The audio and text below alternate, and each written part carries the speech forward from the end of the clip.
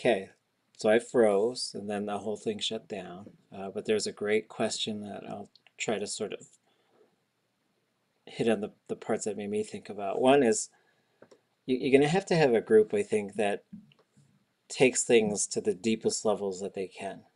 Yeah, so you're going to want a whole community of speakers and learners, but then you're also going to have to send some folks down to those deep waters because to make the big speeches and to tell the big stories and to do those things. Like, I think you need to make sure that those things are not lost. And so there are some folks who are going to have to do that so that you're preparing yourself for when your master speakers are gone. And so it depends on the state of your language where those things are at. Uh, but I would say in Tlingit, we have probably fewer than, there's maybe 6 people who can do this really high level stuff. Um, so you need to have a group that's sort of really working to figure out how to do that stuff. And this is where like priority setting becomes like a very difficult thing sometimes is sometimes those folks have to be together with the speakers doing stuff at a very high level. And it's almost like you got to have this mentality like there's something really special going on and people can witness it, but we cannot have people slowing it down. So those are some difficult things. Like if you have someone in there who's always interrupting in English so that they could say, "Oh, are you guys talking about this or that or this?" And they just want to be part of the thing, which is tough because sometimes you got to create this sort of this and politics can play a role and personalities can play a role in this stuff to do this and make sure that you're trying to be pretty balanced about the whole thing is really really important. And then in terms of how to build these things that aren't there, and make sure folks are being compensated and make sure folks are being valued. I do think we have to keep revisiting that because if we're all being together like we should be, then we should be like working on projects and some of those projects, you know, I'm still waiting for the thing to just rearrange itself so that we're valuing the language and culture folks so much more, just like than we are right now. Because we want to make sure folks can pay their bills and live comfortably. But then we also want to be doing things together, making drums and making vests and making things and gifting them to our elders. Like if they're those ones who are really doing this stuff, then we got to be really giving back to them as well and showing that appreciation while they're here. And so those are really good questions. Was there anything else? Was there anything I missed?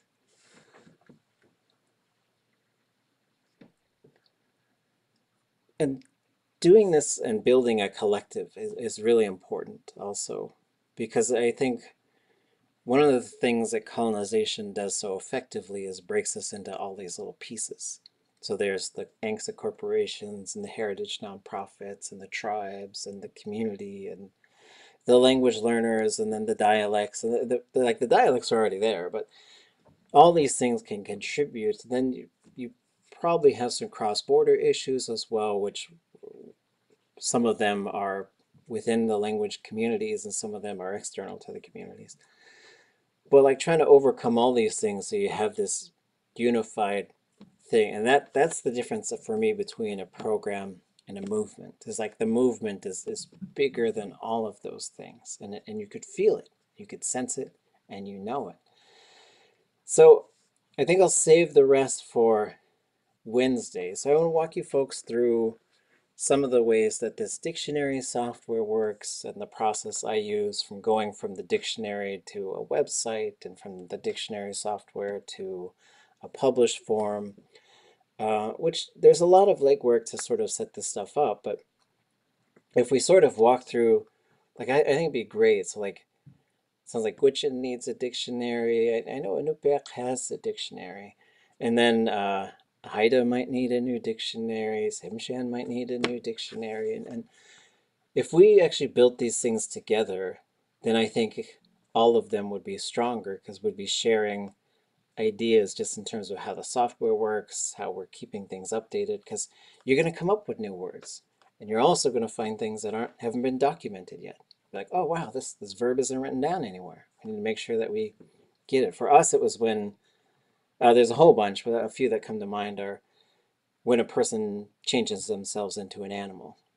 Like there's a verb for that. And there's another verb for when someone's trying to get away from the animals who take people, like a land otter, perhaps, and then they keep dragging them back, specifically under the water. So there was some interesting sort of verbs that we were running into that I hadn't heard anywhere and couldn't find anywhere either. And also growling. That was another one. We didn't know how to say growl.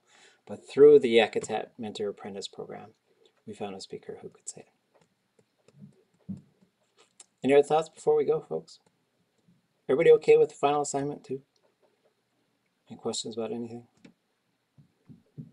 Which final assignment? So next Friday, not this Friday, but next Friday, you're going to turn in a 30-year vision. Okay, yes. That's it. I was going to say, talking about value in our language, there is a Gwich'in language radio host position open in the Northwest Territories in Canada that pays between 60 to 80,000 a year with benefits and leave and all sorts of things. And I was just thinking, gosh, I would love it if we can get there someday to have a job that pays that well for being able to do radio broadcasting in our language on the radio here. But again, that's just kind of one of these differences between Canada's resourcing of language and culture and arts compared to the US. But yeah, we are so far behind. Like I really feel like language teachers should be like that should be I think it should be a six-figure position. So I just say like, oh yeah, you learned how to speak it and now you're learning how to teach it. Now you're gonna go teach it. Like that should be like a obvious lifetime career choice. And I think those are things we still need to push for. And I think getting some of those dedicated education dollars and re-envisioning this stuff in terms of how we license and certify teachers, I think those things are going to help. So Wednesday, just so you folks are prepped, is we're going to do adult immersion, dual language, and language medium schools, and dictionary software, and everything. We're going to do everything in 90 minutes. So fingers crossed that there's no Zoom crashes or severe storms or anything like that. So have a great couple days, and we'll see you folks on Wednesday. Wednesday's our last sort of class, so we're going to just wrap everything up. It's been a great semester. Appreciate you all. Gotta be- Cleveland direction. Action.